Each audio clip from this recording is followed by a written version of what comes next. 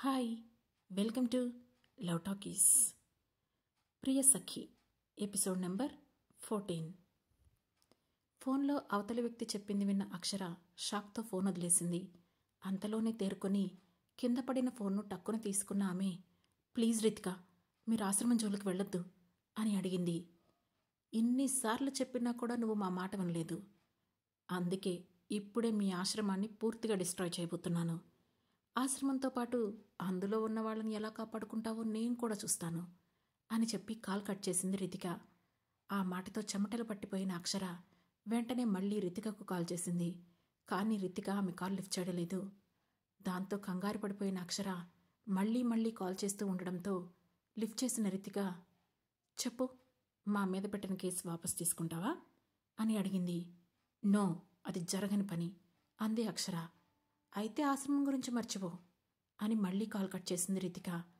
దాంతో కంగారుగా అక్కడి నుంచి ఆశ్రమానికి వెళ్ళడానికి బెడ్ దిగింది అక్షర. ఇంతలో ఆమె మొబైల్కి ఒక నోటిఫికేషన్ వచ్చింది. అది విక్రమ్ నుండి వచ్చిన వాట్సాప్ మెసేజ్. ఆశ్రమానికి ఏం జరగదు, అక్కడ టైట్ సెక్యూరిటీ ఉంది, సో కూల్గా రెస్ట్ తీసుకో అని ఆ మెసేజ్ సారాంశం. దాంతో రిలాక్స్ అవుతూ కళ్ళు తుడుచుకున్న అక్షర, రితిక నాకు కాల్ చేసి బెదిరించినట్లు అప్పుడే విక్రమ్కి ఎలా తెలిసిపోయింది అని ఆశ్చర్యపోయింది. కానీ ఏదేమైనా ఇక ఏం జరిగినా చూసుకోవడానికి తన వెంట విక్రమ్ ఉన్నాడని హ్యాపీగా ఫీల్ అయ్యి మళ్ళీ నిద్రపోవడానికి బెడ్పై చేరింది అక్షర. కానీ అంత పెద్దింట్లో ఆ మెత్తటి పరుపుపై ఆమెకు అస్సలు నిద్ర పట్టడం లేదు. చాలాసేపు సీలింగ్ వైపు చూస్తూ వరుణ్తో గడిపిన క్షణాలను గుర్తు చేసుకుంది. అలా రాత్రంతా తన జీవితంలో జరిగిన ఎన్నో సంఘటనలు గుర్తు రావడంతో నిద్రకు దూరం అయ్యింది. ఇంతలో డోర్ కొట్టిన శబ్దం వినిపించడంతో వెళ్ళి డోర్ తీసింది అక్షర. మేడం, బ్రేక్ఫాస్ట్ రెడీగా ఉంది, తినడానికి కిందకు వస్తారా, ఇక్కడికే తీసుకురమ్మంటారా అని అడిగింది రేవతి. ఆ మాటతో షాక్ అవుతూ బయటికి చూసిన అక్షరకి అప్పటికే తెల్లవారిపోయి ఎండ కూడా కనిపించింది. ఓ మై గాడ్, నేను నైట్ అంతా నిద్రపోలేదా అని అనుకున్న అక్షర, రేవతి గారు, నేనే కిందకు వస్తాను, మీరు వెళ్ళండి అని చెప్పి ఫ్రెష్ అయ్యి కిందకి వెళ్ళింది. ప్రస్తుతం అంత పెద్దింట్లో రేవతి, అక్షర తప్ప ఇంకెవరూ లేకపోవడంతో ఇల్లంతా చాలా సైలెంట్గా ఉంది. అక్షర స్టెప్స్ దిగి కిందకి వస్తూ ఉండగానే, విక్రమ్ బాబు వచ్చే శుక్రవారం వస్తారని చెప్పారు మేడం అని చిన్న నవ్వుతో చెప్పింది రేవతి. ఓకే అంటూ డైనింగ్ టేబుల్ దగ్గరికి వెళ్ళిన అక్షర అక్కడున్న ఫుడ్ ఐటమ్స్ అన్నీ చూసి షాక్ అవుతూ, రేవతి గారు, ఇవన్నీ మీరే చేశారా? ఎందుకు ఇన్ని ఐటమ్స్ చేశారు? ఇవన్నీ నేను తినలేను అని అంది. అంటే మీకు ఏమి ఇష్టమో తెలియదు కదా మేడం అని చెప్పింది రేవతి. దానికోసం ఇంత ఫుడ్ వేస్ట్ చేస్తారా? సరే, మనిద్దరం కలిసే తిందాం, కూర్చోండి అని అంది అక్షర. ఆ మాటతో ఒక క్షణం సంకోచించిన రేవతి చిన్నగా నవ్వి, సరే మేడం, కానీ ఒక్క మాట అని అంది. చెప్పండి రేవతి గారు, ఏంటి అని అడిగింది అక్షర. మీరు నన్ను గారు అని పిలవాల్సిన అవసరం లేదు మేడం, రేవతి అని పిలిస్తే చాలు అని ఇబ్బందిగా చెప్పింది రేవతి. ఊరుకోండి రేవతి గారు, ఈ ఇంటి ఓనర్ అయిన విక్రమ్ గారే మిమ్మల్ని రేవతి గారు అని పిలుస్తుంటే నన్ను పిలవద్దని అంటారేంటి? అయినా మీరు వయసులో పెద్దవారు, మర్యాద ఇచ్చి మాట్లాడడంలో తప్పులేదు కదా అని అడిగింది అక్షర. వయసులో పెద్దదాన్నే కానీ అని ఆమె నసుగుతూ ఉండడంతో, కానీ లేదు, ఏం లేదు, ఇక మీరు దాని గురించి మర్చిపోండి, ముందు కూర్చోండి, బ్రేక్ఫాస్ట్ చేద్దాం అని అనడంతో ఇక రేవతి కూడా ఆమెతో కలిసి కూర్చుంది. కాసేపటికి ఆ ఇద్దరూ మాట్లాడుకుంటూ కలిసి టిఫిన్ కంప్లీట్ చేశారు. ఇంతలో అక్షర మొబైల్ రింగ్ అయింది. ఆమె ఫోన్ లిఫ్ట్ చేయగానే అవతల నుండి college administration department head Prasad మాట్లాడుతూ, hello Akshara, how are you అని అడిగాడు. ఫైన్ సార్ అని ముక్తసరిగా సమాధానం చెప్పింది అక్షర. ఓకే అక్షర, నిన్ను ఒక రిక్వెస్ట్ చేద్దామని కాల్ చేశాను. ఇప్పటికే ఆన్లైన్లో నువ్వు పెట్టిన పోస్టుల వల్ల కాలేజ్ పరువు డ్యామేజ్ అయింది. ఇప్పుడైనా ఆ పోస్టులన్నీ తీసేయమ్మా అని చాలా పొలైట్గా అడిగాడు ప్రసాద్. మీ కాలేజ్ పరువు పోయిందని బాధపడుతున్నారు తప్ప ఇప్పటికీ కూడా ఒక టాలెంటెడ్ స్టూడెంట్కి అన్యాయం జరిగిందని మీరు రియలైజ్ అవడం లేదు కదా సార్ అని అడిగింది అక్షర. ఆ మాటతో కాస్త తడబడిన ప్రసాద్, చూడక్షర, నిజానికి నువ్వు చాలా టాలెంట్ ఉన్న స్టూడెంట్వే, కానీ ఎవరి దగ్గర ఎలా బిహేవ్ చేయాలో తెలుసుకోలేకపోతున్నావు, దానివల్లనే నువ్వు ఇట్లా ఇబ్బంది పడుతున్నావు అని చెప్పాడు ప్రసాద్. ఆ మాటతో చిన్నగా నవ్విన అక్షర, సార్, ఒకప్పుడు కాలేజీలో నా సిచ్యువేషన్ ఏంటో మీకు బాగా తెలుసు కదా, ఆ రోజు నేను పోలీస్ కంప్లైంట్ ఇస్తానంటే నన్ను కాలేజ్ నుంచి ఏ సర్టిఫికెట్ ఇవ్వకుండా బయటికి పంపించేస్తానని మీరే బెదిరించారు కదా. నాకు ఇంకా గుర్తుంది సార్. అంటే అలాంటి మీ దగ్గర నేనెలా బిహేవ్ చేయాలో నాకు తెలీదా అని అమాయకత్వాన్ని గొంతులో పలికిస్తూ అడిగింది అక్షర. ఆ మాటతో గిల్టీగా ఫీల్ అయిన ప్రసాద్ ఇంకేం మాట్లాడలేక ఫోన్ కట్ చేశాడు. అక్షర చిన్నగా నవ్వుకొని, కాలేజ్ పరువు పేరుతో మీతో కాల్ చేయించి పోస్టింగ్స్ డిలీట్ చేయడానికి చేసింది ఇదంతా ఆ రితికా వరుణ్ చేసిన ప్రయత్నమని నాకు బాగా తెలుసు ప్రసాద్ గారు అనుకొని ఫోన్ పక్కన పెడుతుండగా మళ్ళీ మొబైల్ రింగ్ అయింది. దాంతో కాల్ లిఫ్ట్ చేసిన అక్షర హలో అంది. మిస్ అక్షర, మేము కేతా గ్రూప్ హెచ్ఆర్ డిపార్ట్మెంట్స్ నుంచి కాల్ చేస్తున్నాం. మీరు చాలా రోజుల నుంచి ఆఫీస్కి రావడం లేదు. ఎనీ ఎక్స్ప్లెనేషన్ అని అడిగింది హెచ్ఆర్.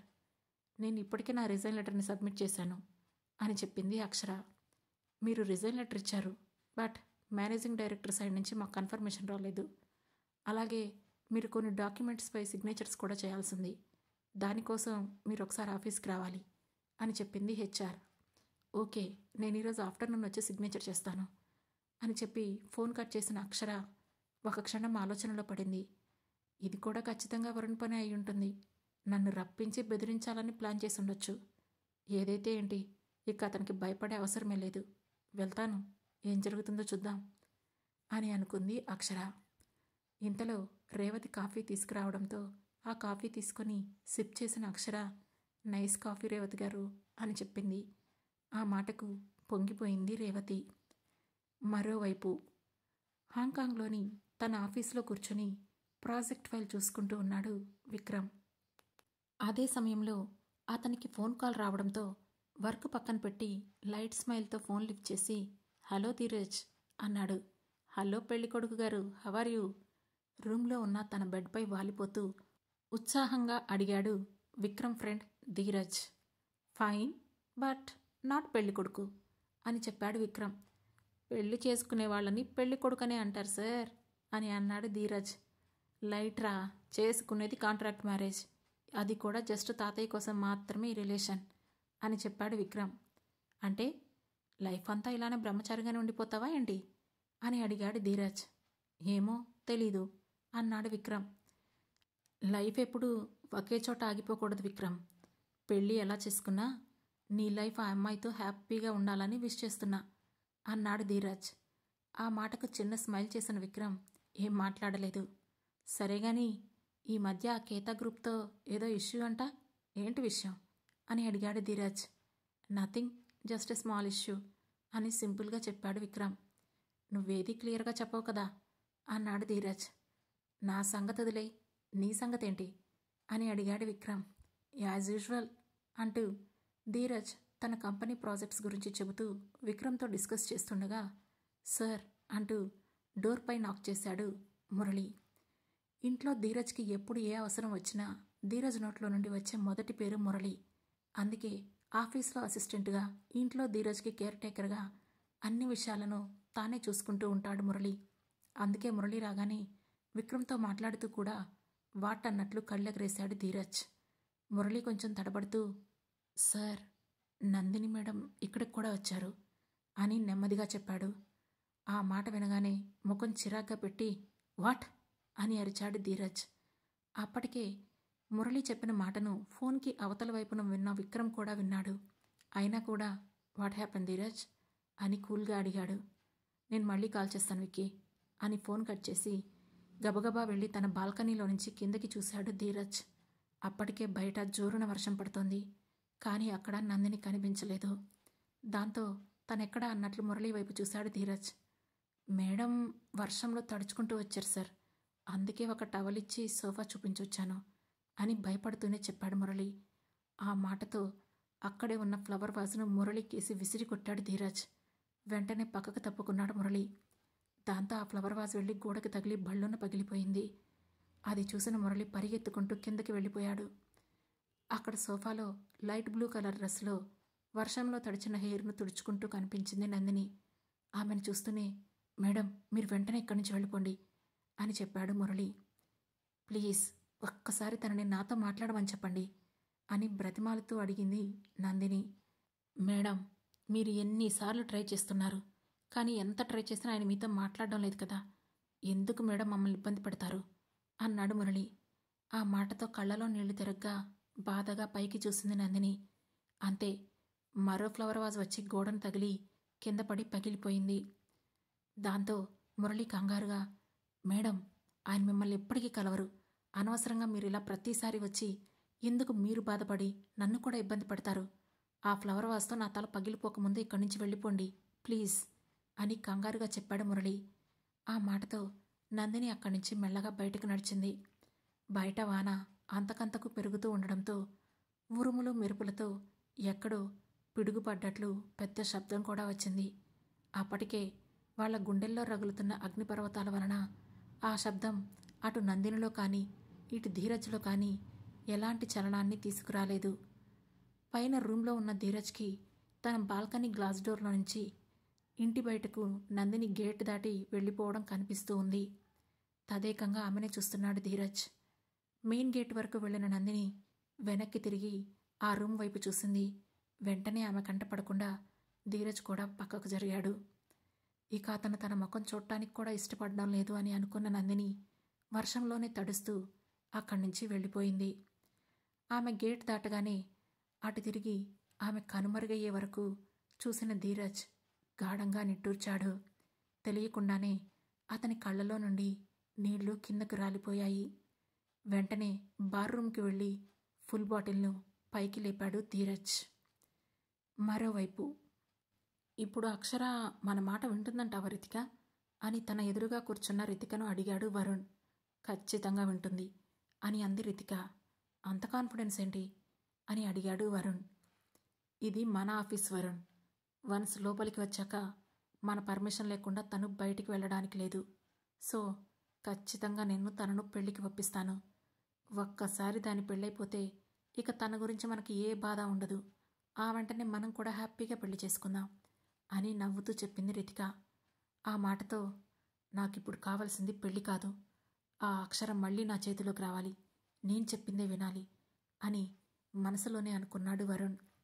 అతనేం మాట్లాడకపోయేసరికి, వరుణ్, తనకి పెళ్లి చేయాలంటే నువ్వేమైనా ఇబ్బందిగా ఫీల్ అవుతున్నావా అని డౌట్గా అడిగింది రితిక. నో, అదేమీ లేదు రితిక, జస్ట్ నీ ప్లాన్ వర్కౌట్ అవుతుందా లేదా అని ఆలోచిస్తున్నాను అని చెప్పాడు వరుణ్.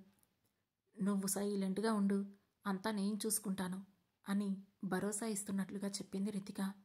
దాంతో ఓకే అన్నట్లు తల ఊపాడు వరుణ్. మరోవైపు అక్షర నీట్గా రెడీ అయ్యి కేతా గ్రూప్ ఆఫ్ కంపెనీస్కి వెళ్ళింది. ఆమె లోపలికి రావడం చూస్తూనే, అక్షర, నువ్వు జాబ్ రిజైన్ చేసి వెళ్తున్నావని విన్నాను అంటూ ఆమెను పలకరించింది ఆమె ఫ్రెండ్ తారా. ఆ మాటకు అక్షర చిన్నగా నవ్వి అవును అన్నట్లు తల ఊపింది. ఇంతలో అక్కడికి వచ్చిన మరో ఎంప్లాయ్, హే, నీకు ఆ వరుణ్ సార్కి ఇద్దరికి ఏదో రిలేషన్ ఉందట కదా, మీ ఇద్దరు చాలా రోజుల నుంచి ఒకే ఫ్లాట్లో ఉంటున్నారట, నిజమేనా అని ఎగతాళిగా నవ్వుతూ అడిగింది. ఆ మాటని ఏమాత్రం పట్టించుకోకుండా వాళ్ల వైపు ఒక సీరియస్ లుక్ ఇచ్చిన అక్షర ఏం మాట్లాడకుండా హెచ్ఆర్ డిపార్ట్మెంట్ వైపు వెళుతుండగా ఇంతలో అక్షర అని అరిచినట్లే పిలిచాడు వరుణ్. ఆ గొంతు వినగానే ఎంప్లాయీస్ అందరూ సైలెంట్గా తలదించుకొని ఎవరి డెస్కుల దగ్గరికి వాళ్ళు వెళ్లారు. అక్షర వెనక్కి తిరిగి చూసింది. అక్కడ వరుణ్, రితిక కలిసి నవ్వుతూ తన దగ్గరికే వస్తూ కనిపించారు. దాంతో అక్కడే నిలబడిపోయింది అక్షర. స్టైల్గా వరుణ్ చేతిని హుక్ చేసి అక్కడికి వచ్చిన రితిక అక్షరను పైనుండి కింది వరకు చూస్తూ, నైట్ నా కాల్కి ఆన్సర్ చేయకుండా ఆ విక్రమ్తో నాకు చెక్ పెట్టిస్తావా, ఇప్పుడు నేను నీకు పెడతాను చెక్ అని మనసులోనే అనుకొని దూరంగా ఉన్న ఒక వ్యక్తిని చూసి, హలో నవీన్, కమాన్ అని పిలిచింది రితిక.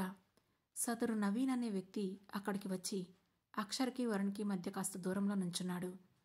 అప్పుడు రితిక అతన్ని అక్షరకు చూపిస్తూ, హే అక్షర, ఇతని పేరు నవీన్, ప్రాజెక్ట్ డిపార్ట్మెంట్లో వర్క్ చేస్తాడు, ఈ మధ్యనే ప్రమోషన్ కూడా వచ్చింది, చాలా టాలెంటెడ్ పర్సన్, ఫ్యామిలీ బ్యాక్గ్రౌండ్ సరిగ్గా లేకపోయినా అతను నీకు మంచి జోడి, నువ్వు అతన్ని పెళ్లి చేసుకుంటే హ్యాపీగా లైఫ్లో సెటిల్ అయిపోవచ్చు అని నవ్వుతూ చెప్పింది రితిక.